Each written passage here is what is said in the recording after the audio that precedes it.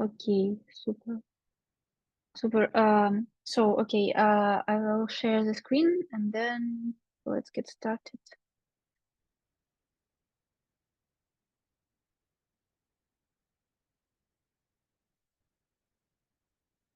Do you see the slides? Yes, I can see slides. Amazing. Uh, so thank you for joining today's session. We will delve into the evolution of large language models. We will discuss some of them, their architectures. Also, we will we will get familiar with the latest advancements in instruction tuning and reinforcement learning from human feedback. Our discussion will encompass the following topics: the evolution of language models, delayed analysis of Llama and Phi architectures, their principles of instruction tuning, and methodological details behind RLHF, reinforcement learning from human feedback. Okay, the progression of language models has been marked by significant mutations. So, for instance, Palm, with its 540 billion parameters, has demonstrated remarkable few-shot learning and edged reasoning capabilities. Similarly, Plant T5, which we discussed on previous lecture, has introduced instruction-based learning, leading to improved performance across a wide array of tasks. The scaling method of models like Palm underscores the importance of model size in achieving enhanced generalization and few-shot learning. Instruction-based learning in Plan T5 helps the model interact specific tasks, making it highly adaptive across various user-driven requirements. So we see these capabilities, and what's next? Here you can look how big is different models. For example, GPT-3 it's have 175 billion parameters. Also, you can see some similar models like Bloom we discussed it on previous lecture, and some small models like T5. You can see it's the biggest size of this model, 11 billion parameters, and recent developments have introduced new scaling paradigm, the chinchilla models of 2022. You can see it on this slide, and you can find it here. Okay, it's in their paper, they say that compute optional. They discuss compute optional scaling for, and they say that it is good value to approximately generate 20 tokens per parameter to achieve optimal covariance. And in 2023, data constructed scaling emerged, suggesting that under-trained models could benefit from doubling their training data. Compute optimal scaling aims to balance model size with data quantity to avoid overfitting by increasing training data for under-trained models. Data constraint scaling allows models to use their parameters more effectively, and especially in data-limited contexts. Here you can see laws of scaling in chinchilla and in scaling law. So this is just authors state in that paper that it is optimal tokens per parameter. And here we can see scaling laws, which show us that increasing of training tokens will increase measuring, it will increase quality of the model, their metrics. And here we can see loss. It's like a proxy metric. So yeah, do you have some questions about these pictures, or it's clear? Okay, no questions in the chat, so let's go on. Let's start to discuss Llama architecture. We trained it on the seminar 2 weeks ago. So Llama is a decoder-only transformer model available in sizes ranging from 7 billion to 65 billion. And it's necessary to say that here I will talk about Llama in first version. In third version, we have bigger sizes of different versions of Llama. And its training includes the Adam V optimizer with Gaussian learning rate decay and mixed precision training. Notably, Llama incorporates RMS norm forming normalization and SWIGLU activation function and rotary positional embeddings to effectively manage token positions. We discussed rotary positional embeddings on the previous lecture. You can see a recorded video on YouTube. And okay, let's discuss RMS norm and SWIGLU and just the model resilience to variations in data. Rotary positional embeddings, let's repeat, allow for better relative token positioning, which is crucial for models focused on sequential data. And and yeah, here you can see architecture of Llama. You can see all the blocks which we discussed here in training details. For example, RMS norm and also, yeah, you can see here group query attention. We discussed it on the seminar too. SWIGLU activation. Okay, let's move to data.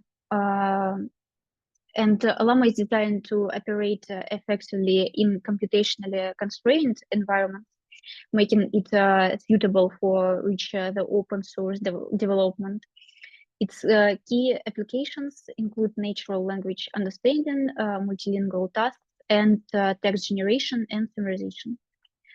Llama's architecture is and training allow to handle complex language tasks with fewer computational resources, make it accessibly for a broader range of applications, and fostering innovations in natural language processing. Here you can see all the range of different tasks which Llama can process, and it will be good at this. You can see different benchmarks for this task, and metrics which measured in that leaderboard with the benchmarks. Yeah, it's open source, and you can find it on Hugging Face, for example. Here we can see different types of Llama. I say that Llama is open source, and all researchers can get bytes of Llama and fine-tune it on different tasks. So here you can see different projects which lead from Llama. And you can see Chinese Llama, for example. This paper was had a huge change in the natural language processing. For example, in this model, authors say that we can put embeddings, extra embeddings to embedding layer, and in this for this change, our model will increase its metric in on specific language, which embeddings we added to model. Here you can see alpaca and yeah, vicuna. We will discuss these models, I think, in the end of this lecture, and also you can see how PF methods leaded from large language models improvements, and we will discuss it on next lectures, what is adapter, and yeah, I think if we have no questions here, we can go to the next slide. So here is the phi model, phi transformer model with 100.3 billion parameters. Optimized for efficiency through high quality domain-specific data. It employs tokenization training techniques to maximize performance with fewer parameters. The training process utilizes the ADAM-B optimizer with a learning rate of, you can see here, just learning rate, cosine learning rate decay, warm-up steps, and mixed precision training. Models like phi leverage targeted training on domain-specific data, such as spot from the Stack Overflow, to achieve high performance with smaller parameter sizes. The use of synthetic data for code concepts allows phi to acquire deeper programming logic despite its smaller scale. What is necessary to say on this slide about phi model? You can see that, yeah, I said that this model has a small number of parameters, and it can be like it because we have scaling laws, and we know that if we will increase tokens per one parameter, it will get high quality. So if you will learn about state-of-the-art large language models, for example, Qwen, which has only 500 million parameters, it was trained with kind of I can be not right here, but I think that there was kind of 12 or 18 trillion of parameters. So if we will increase data for training model, we will increase its metric on specific tasks. Yeah, and you can see here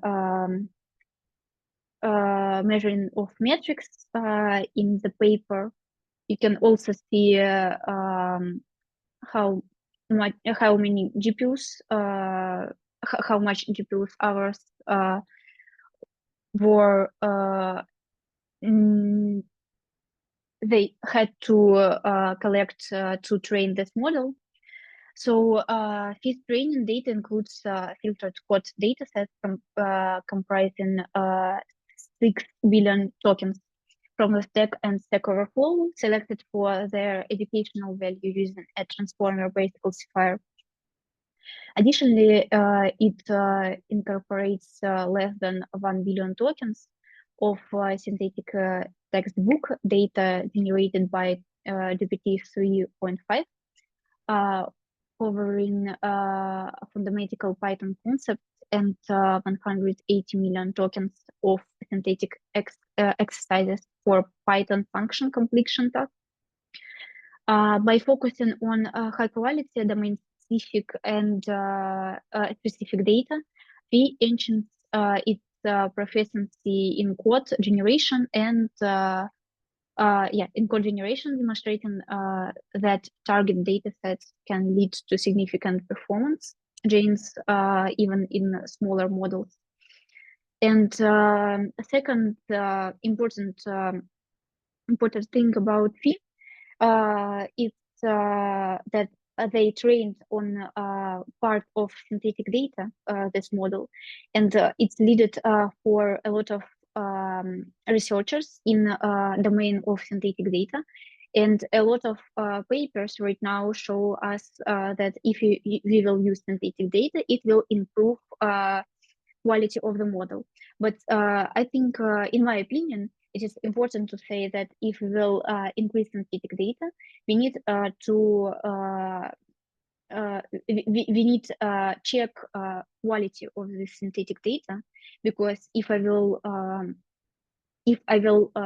get some fresh to data to train model further on this data set, it will lead for not good results, and of course my metrics will decrease in this way.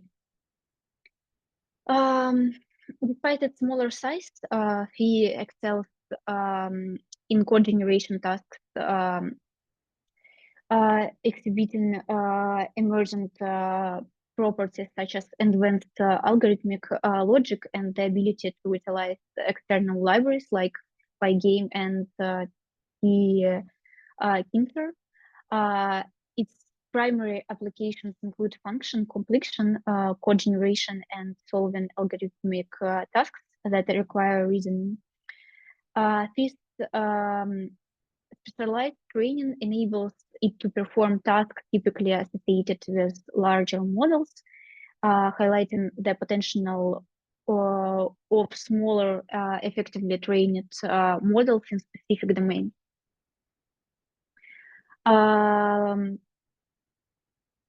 Maybe in conclusion of the model and its research, it's necessary to say that this project, this research paper, leaded the concept in large language, in natural language processing, large language models, that if we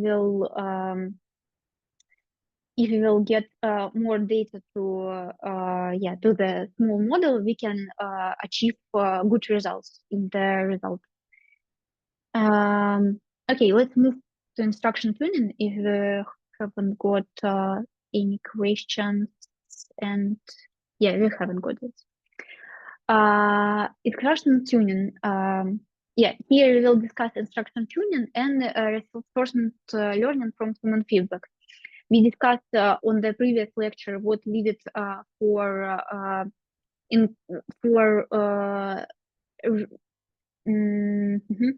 reached large language models, and we discussed that it is in the first change, it was size of the model, increased size of the model. Second option was to train with instruction data, and the third option will be reinforcement learning from human feedback. Let's start from discussion instruction tuning, because we discussed some part of this topic on the previous lecture, but we didn't formulate definition of instructions and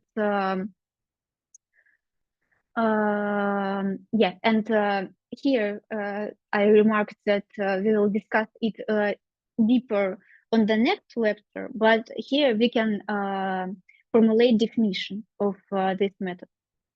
Instruction tuning involves training language models on datasets of instruction response pairs, enabling them to understand and execute various tasks formulated as natural language instructions.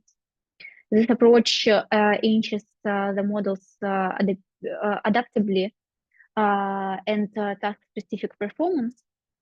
Instruction tuning enhances a model's alignment with user instructions, making it highly effective for applications where the model must handle diverse task-specific requests.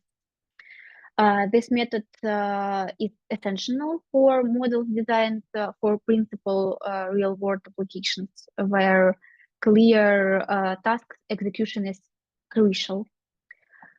Here we can see visualization, how does it work.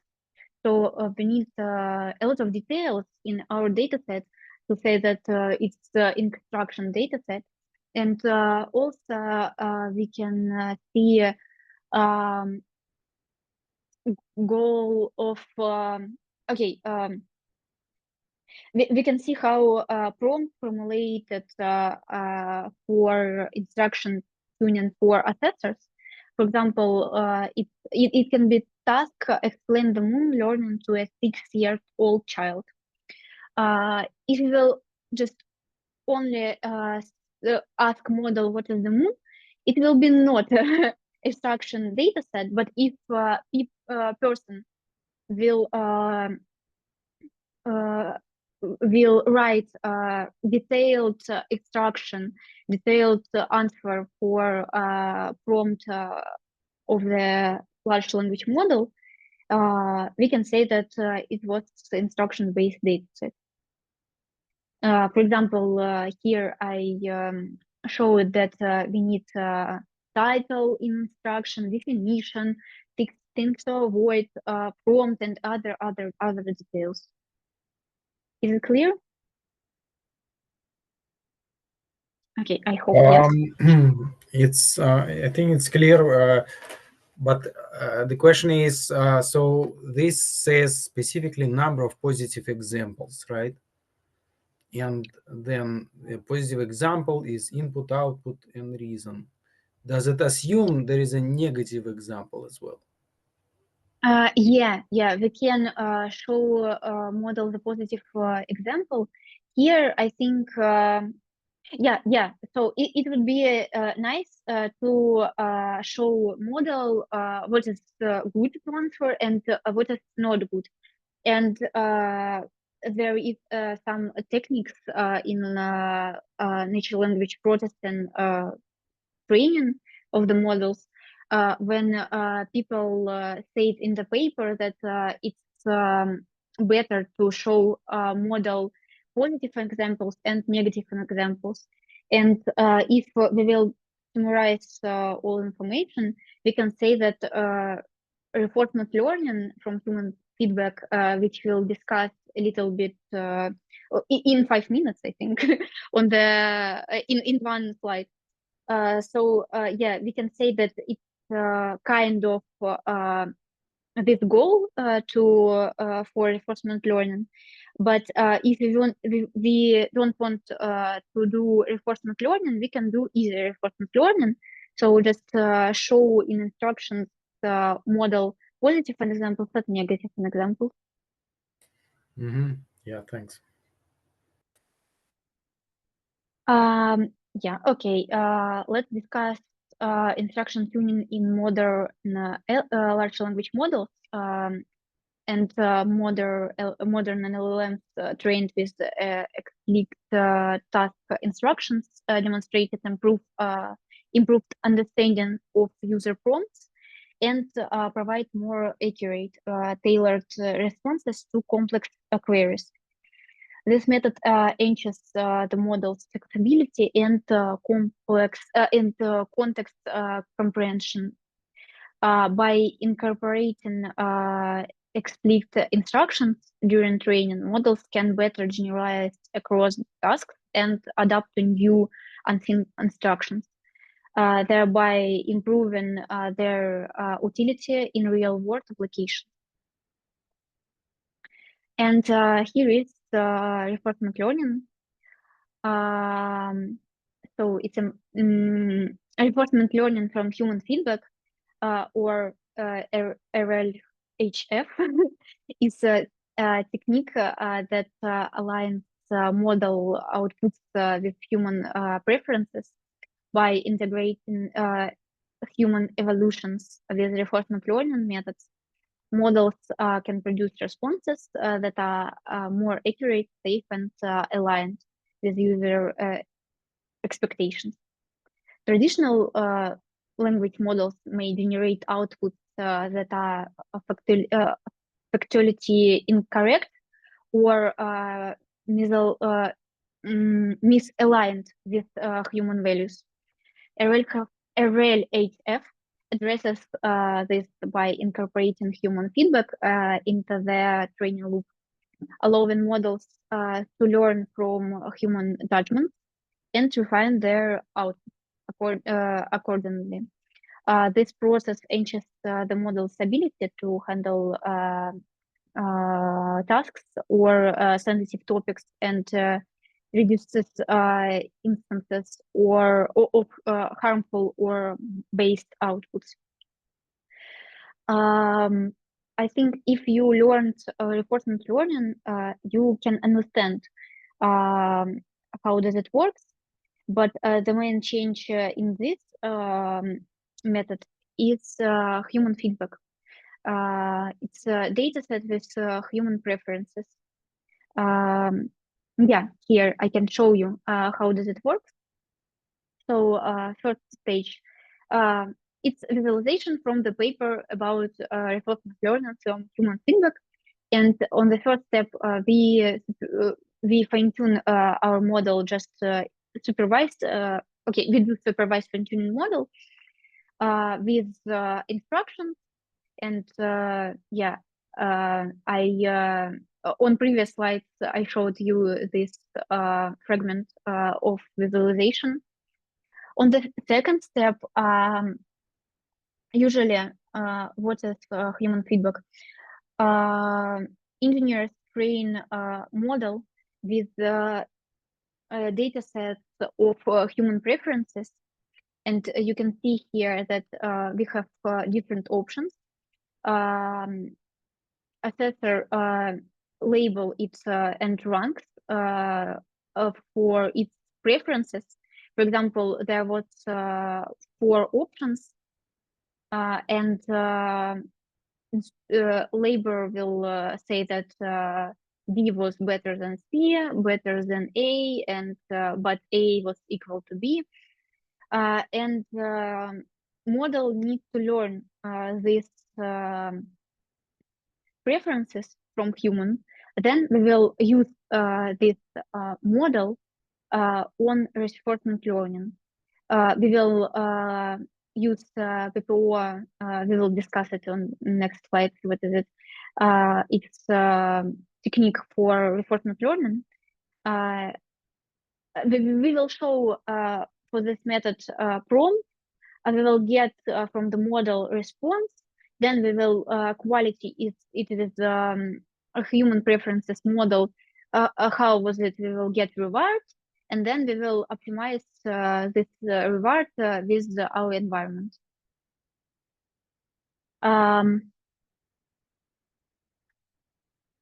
The reinforcement learning from human feedback process involves several key steps.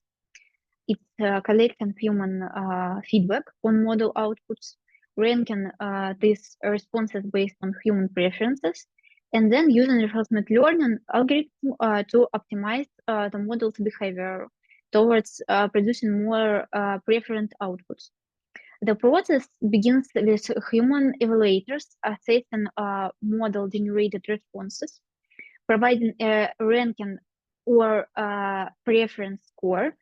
This feedback is used to train a reward model that predicts the quality of responses.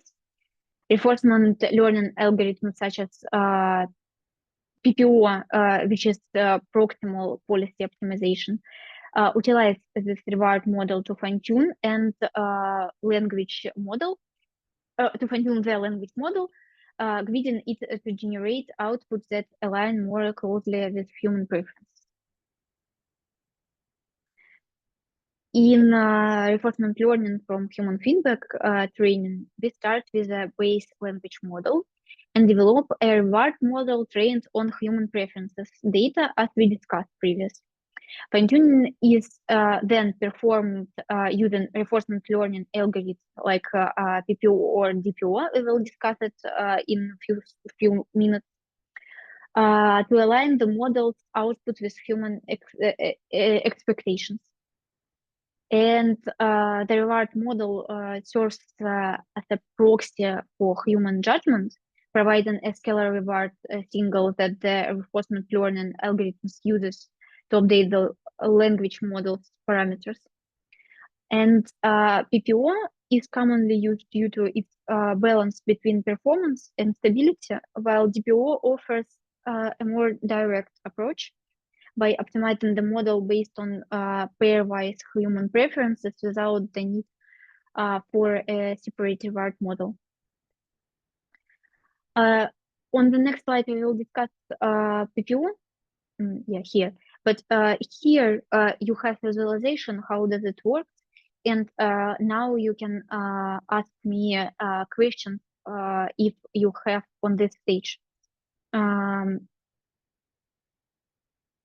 Here you can say you can see how does it work. We use KL divergence to make our distributions of responses closer to our policy, as you can see here in the formulas.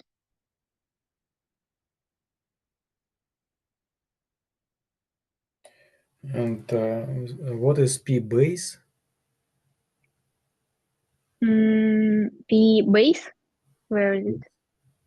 So one is P PPO, right? Yeah. And another one is P base. So these are two distributions, right? And taking this KL divergence, I guess, right, between them. And what is P base?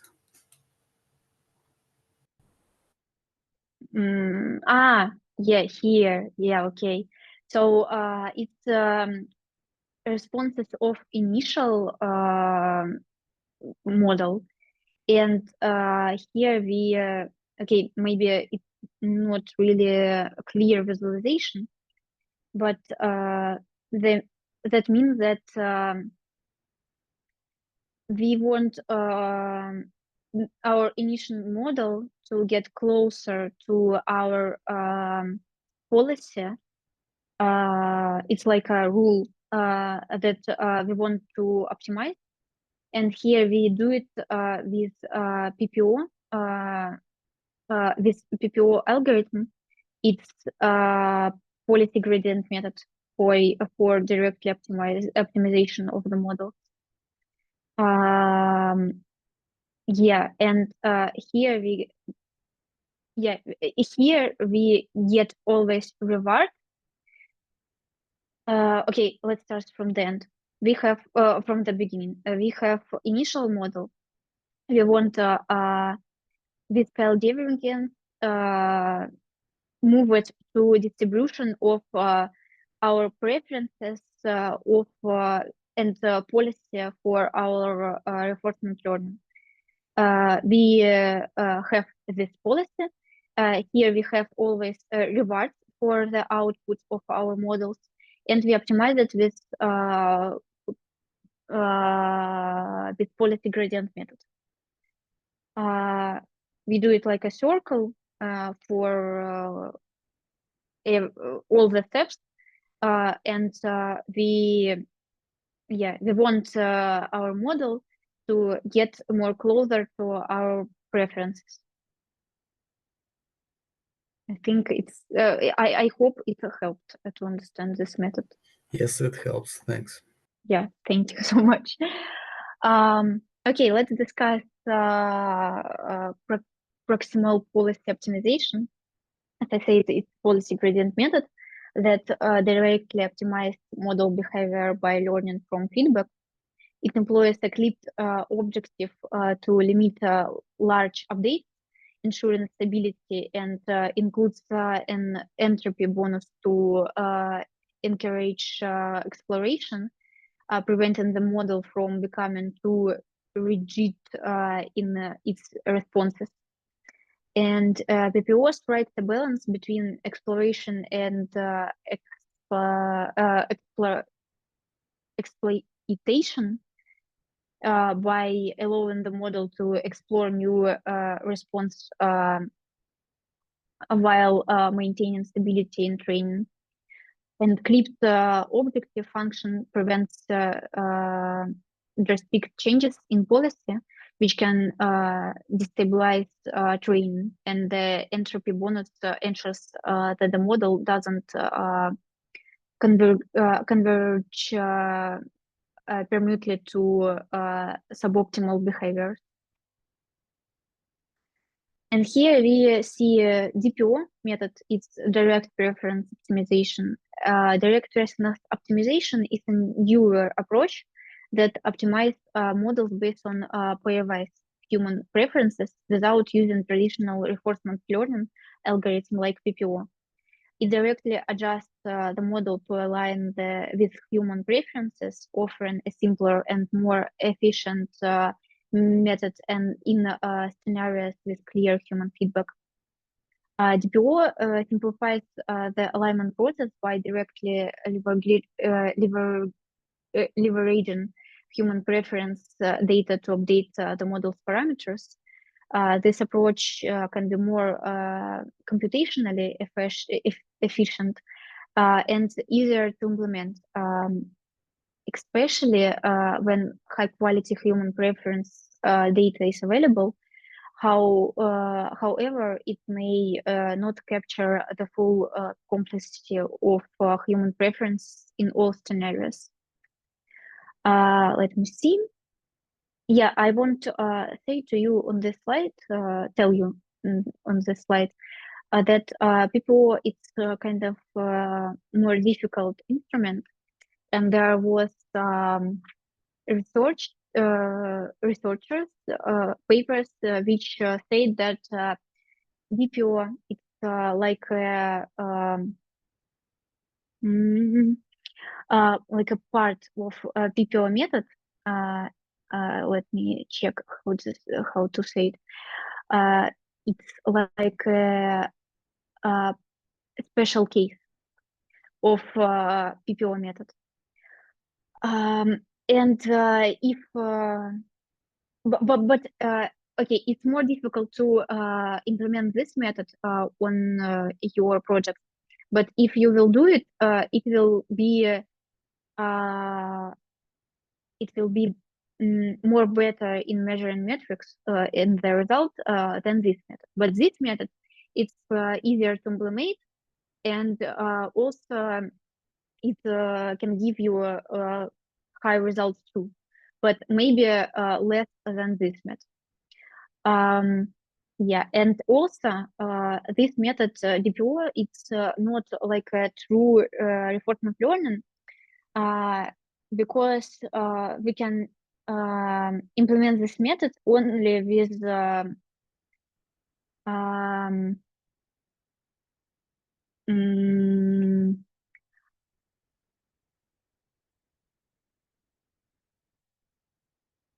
only with subtraction of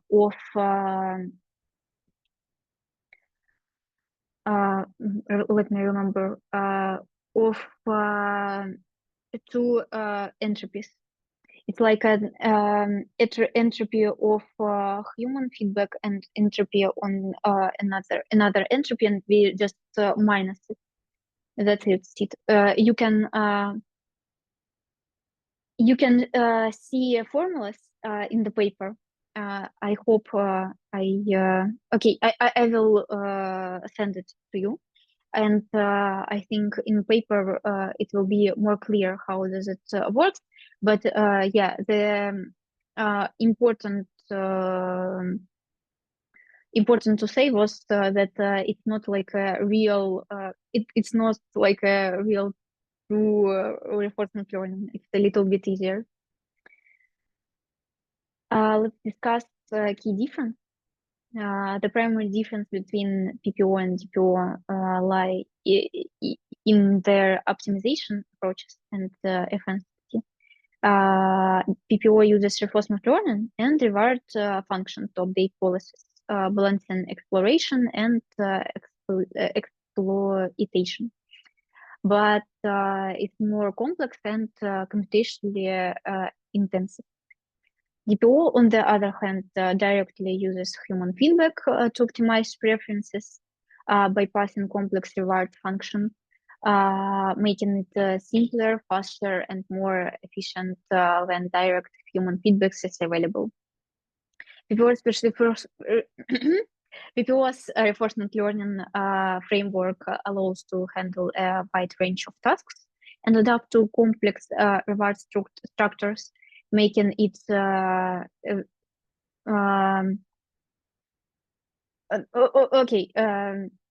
but resource intensive. But it is resource intensive. But DPO's direct optimization approach reduces computational overhead and simplifies the training process. But its effectiveness depends heavily on the quality and clarity of human preference data. Let's discuss training process. In the training process, PPO requires reward-based learning and policy updates, balancing exploration and exploitation to refine the model's behavior. PPO, however, doesn't rely on reward signals. Instead, it optimizes based on re-ranking preferences, making direct updates to model parameters using performance comparisons. As I said, you just minus it. PPO's iterative training process involves evaluating actions based on reward model and updating policies to maximize expected rewards, which can be computationally demanding. DPO streamlines this by directly adjusting the model based on human preferences ranks, potentially leading to faster converges in scenarios where human preferences are well defined.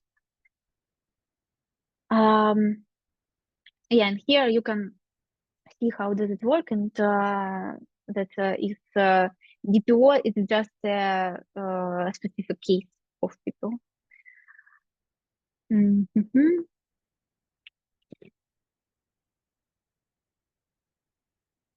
If you have any questions, you can ask me.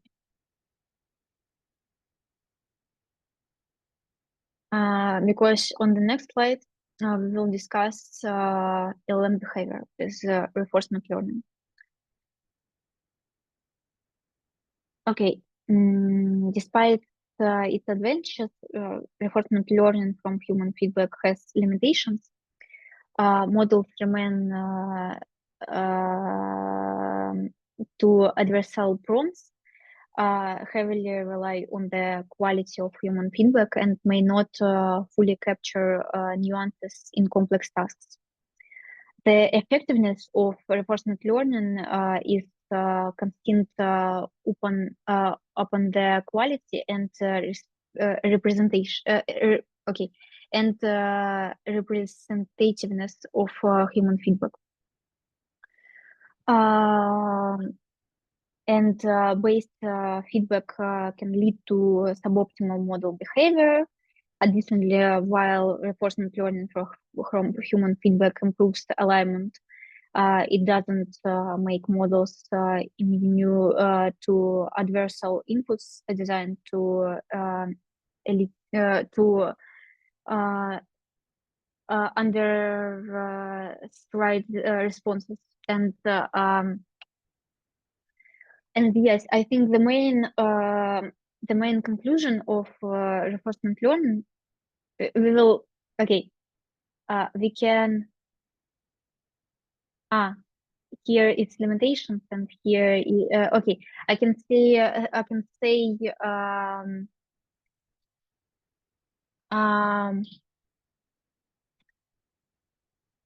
Okay. The strength of reinforcement learning is adapt more effectively to human intent, reduce instances of harmful and or based outputs, and exhibits a better ability to handle sensitive topics. But what I want to say now, how to say what would be the result of reinforcement learning from human feedback. If you will get this information just with the meaning that reinforcement learning will solve all the issues that you have on the quality of your model, it's a wrong position, because it will not. Reinforcement learning just can okay, you have if you have good model, and but it sometimes go to some sensitive topic, you can't control its responses, and sometimes it goes to some strange conversations. In that cases, you can get a reinforcement learning from human feedback, and as a visualization, it would be like a area in which you can lead your model. So it's like a fence of your model aspect in which it can go. So you will just get your model a little bit strict, and it will not go to some sensitive topics in which you don't want her to go. But in other cases, you don't need reinforcement learning. It will not. It's not. It will not get some excellent results to your training if you hadn't got this in the past.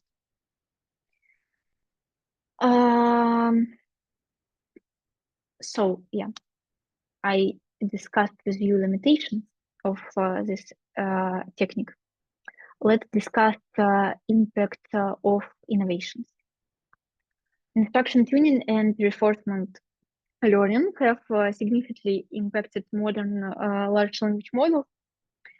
Instruction tuning by using diverse task instructions, interest direction following, flexibility, and context understanding.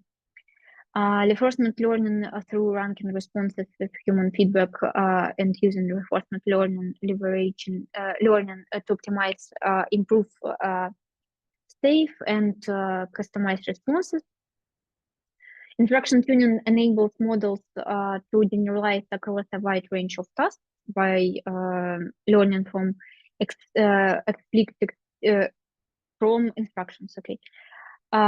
Improving their adaptively and performance. And reinforcement learning from human feedback further refines this by aligning model outputs with human preferences and addressing ethical considerations and safety and relevance of responses in various applications.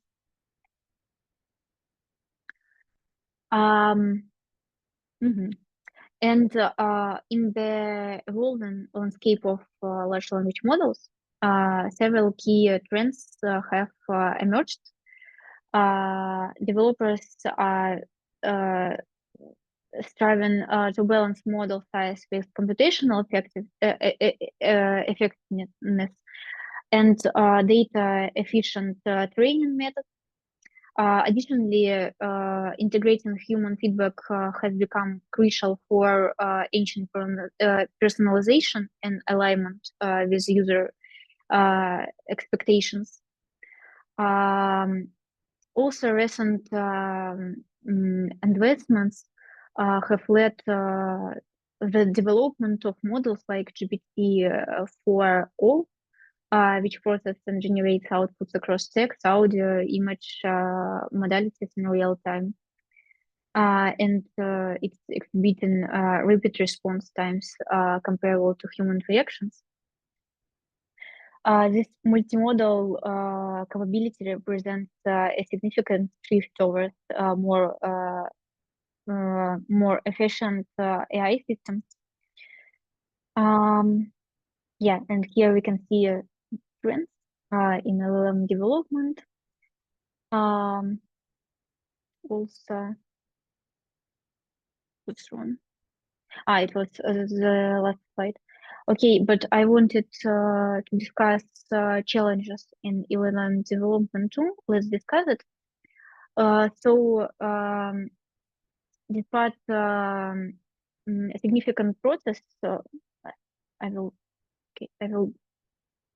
do this. We will just see this visualization and we will discuss.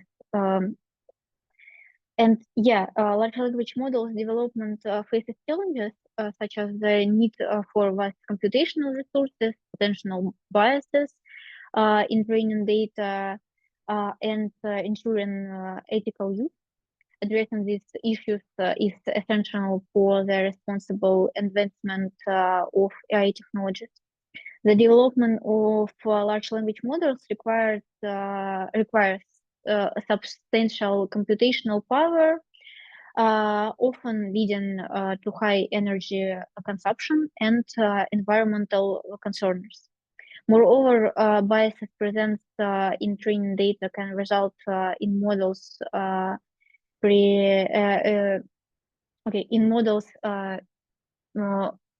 even amplifying these biases. And ethical considerations, including the potential biases of AI-generated content, underscore the importance of establish robust guidelines and regulations.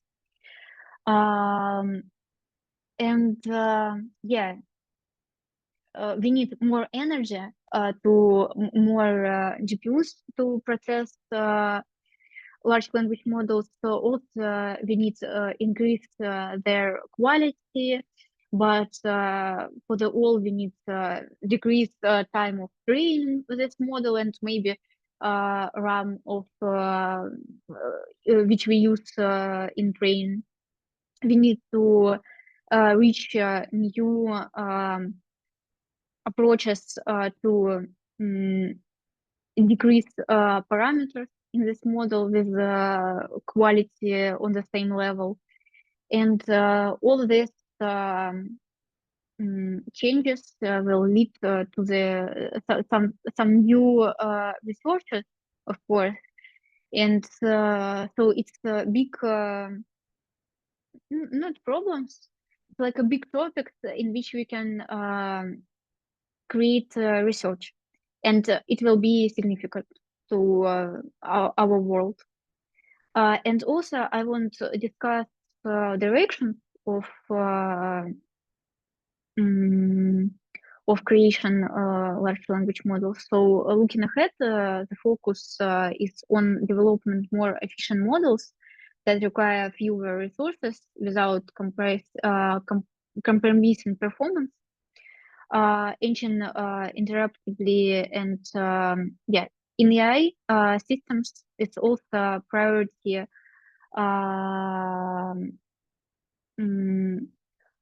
fostering collaboration between researchers and emerging approaches aims to create smaller, more efficient models capable of performing complex tasks, reducing their environmental footprint associated with large-scale artificial intelligence training. Improving model is crucial for building trust and facilitating the integration of AI into various sectors. And collaborative efforts are essential to address ethical challenges and establish standards that promote the responsible use of AI technologies. So there are a lot of ways how we can reach new areas in this sphere, we need to save some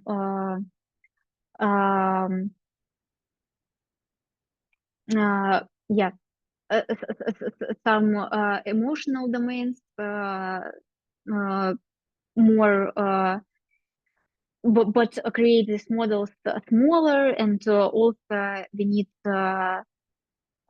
integrate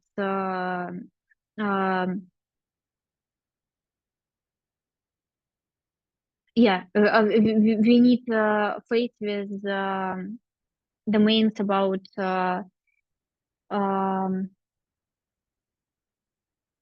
how okay, we need to not allow these models to get harmful, and to state sensitive to people. So yeah, there are a lot of topics which people can discuss in this area, and which we need to reach in the future.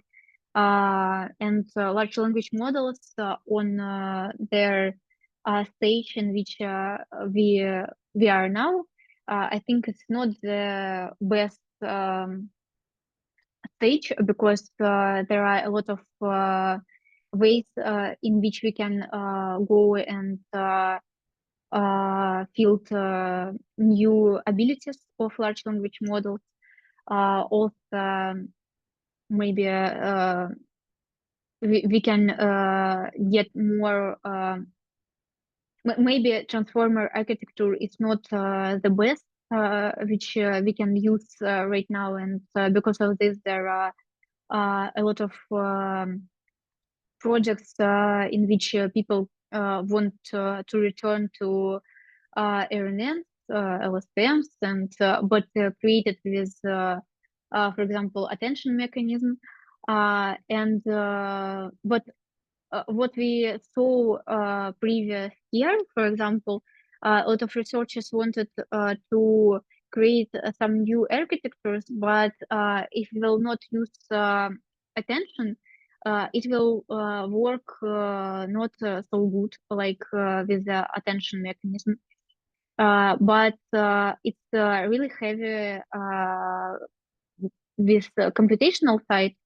And if we will cut some layers in attention, sometimes it will help us to create a faster model. So yeah, thank you for your attention, and welcome any questions to discuss on the topics which we covered today.